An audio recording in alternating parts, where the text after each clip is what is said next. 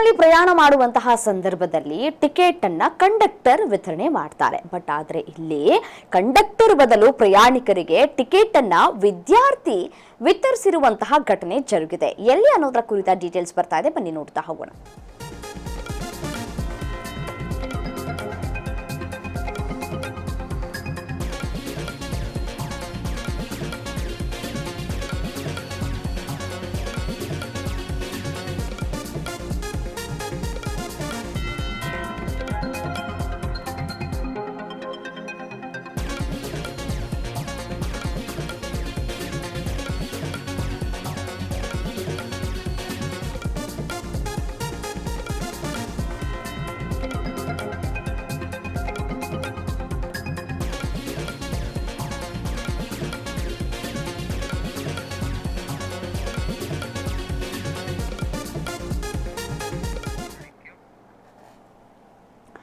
ನೋಡಿ, ಕಂಡಕ್ಟರ್ನ ಬದಲು ಪ್ರಯಾಣಿಕರಿಗೆ ಟಿಕೆಟ್ ಅನ್ನ ವಿತರಿಸ್ತಾ ಇದ್ದಾರೆ ವಿದ್ಯಾರ್ಥಿ. ದೃಶ್ಯದಲ್ಲಿ ಕೂಡ ಗಮನಿಸಬಹುದು.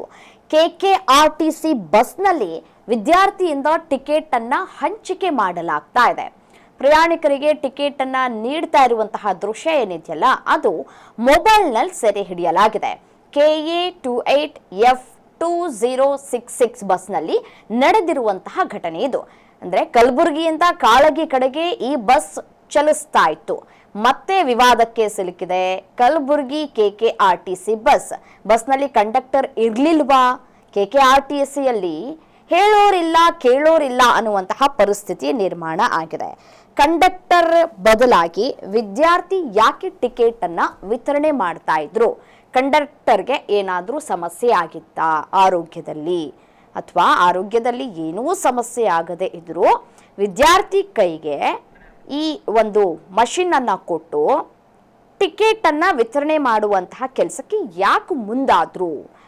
ಈ ವಿದ್ಯಾರ್ಥಿ ಯಾರು? ಯಾಕೆ ಅದಕ್ಕೆ ಒಪ್ಕೊಂಡ್ರು? ಕಂಡಕ್ಟರ್ನ ಸಂಬಂಧಿಕರ? ಸೊ ಹಾಗಾಗಿ ಒಪ್ಕೊಂಡು ಟಿಕೆಟ್ ಅನ್ನ ವಿತರಣೆ ಮಾಡಿದ್ರ ವಿದ್ಯಾರ್ಥಿ ಅನ್ನುವಂತಹ ಪ್ರಶ್ನೆ ಒಂದು ಕಡೆ ಆದ್ರೆ, ರೂಲ್ಸ್ ಬ್ರೇಕ್ ಮಾಡೋದಕ್ಕೆ ಯಾರು ಇವರಿಗೆ ಅಧಿಕಾರವನ್ನ ಕೊಟ್ಟಿದ್ದು? ಕಂಡಕ್ಟರ್ ಹುದ್ದೆಯನ್ನ ಸರಿಯಾಗಿ ನಿಭಾಯಿಸೋದಕ್ಕೆ ಆಗ್ಲಿಲ್ಲ ಅಂತಂದ್ರೆ ರಿಸೈನ್ ಮಾಡಿ ಮನೆಗೆ ಹೋಗ್ಬಿಡಿ. ಯಾಕೆಂದ್ರೆ ಎಷ್ಟೋ ಜನ ಇನ್ನೂ ಕೂಡ ಕೆಲಸ ಸಿಗದೆ ಅಲೆದಾಡ್ತಾ ಇದ್ದಾರೆ, ಪರಿತಪಿಸ್ತಾ ಇದ್ದಾರೆ, ಕುಟುಂಬವನ್ನ ನಿಭಾಯಿಸುವಲ್ಲಿ ಯಶಸ್ವಿಯಾಗಿಲ್ಲ. ಕಾರಣ ಕೆಲಸ ಇಲ್ಲ ಅಂತ ಹೇಳಿ. ನಿಮ್ಮ ಕೈಲಿ ಕೆಲಸ ಇದೆ, ಒಂದು ಕೆಲಸವನ್ನ ನಿಭಾಯಿಸೋದಕ್ಕೆ ಸಾಧ್ಯ ಇಲ್ಲ ಅಂದ್ರೆ, ನಿಮಗೆ ಕೊಟ್ಟಿರುವಂತಹ ಕರ್ತವ್ಯವನ್ನ ನೀವು ಮಾಡೋದಕ್ಕೆ ಸಾಧ್ಯ ಇಲ್ಲ ಅಂತಂದ್ರೆ, ನೀವೊಂದು ಆ ಒಂದು ವೃತ್ತಿಗೆ ಮಾಡ್ತಾ ಇರುವಂತಹ ಅವಮಾನ. ನಿಮ್ಮ ಕರ್ತವ್ಯವನ್ನ ನೀವೇ ನಿಭಾಯಿಸಬೇಕು. ಆರೋಗ್ಯದಲ್ಲಿ ಸಮಸ್ಯೆ ಉಂಟಾಯ್ತಾ, ನಿಮ್ಮ ಡಿಪಾರ್ಟ್ಮೆಂಟ್ನವ್ರಿಗೆ ಮಾಹಿತಿಯನ್ನ ರವಾನೆ ಮಾಡಿ ರಜೆಯನ್ನ ತೆಗೆದುಕೊಳ್ಬಹುದಲ್ವಾ? ಆ ಆಪ್ಷನ್ಸ್ ಕೂಡ ಇದೆ ನಿಮಗೆ. ಬಟ್ ಆದ್ರೆ ವಿದ್ಯಾರ್ಥಿಗಳನ್ನ ಯಾಕೆ ಈ ರೀತಿಯಾಗಿ ದುರ್ಬಳಕೆ ಮಾಡ್ಕೊಳ್ತಾ ಇದ್ದೀರಿ ಗೊತ್ತಾಗ್ತಾ ಇಲ್ಲ. ಸಂಬಳನೂ ಕೂಡ ವಿದ್ಯಾರ್ಥಿಗೆ ಕೊಟ್ಬಿಡ್ತಾ ಇದ್ದೀರಾ ಹೇಗೆ? ಇಲ್ಲ ಅಲ್ವಾ? ಸಂಬಳ ಮಾತ್ರ ತಿಂಗಳ ನೀವೇ ತೆಗೆದುಕೊಳ್ತೀರಿ. ಅವ್ರ ಕೈಲಿ ಯಾಕೆ ನೀವು ಟಿಕೆಟ್ ಅನ್ನ ಹಂಚಿಕೆ ಮಾಡಿಸ್ತಾ ಇದ್ದೀರಿ ಅನ್ನೋದು ಗೊತ್ತಿಲ್ಲ. ಸದ್ಯ ಈ ಒಂದು ದೃಶ್ಯಾವಳಿಗಳು ವೈರಲ್ ಆಗಿದೆ.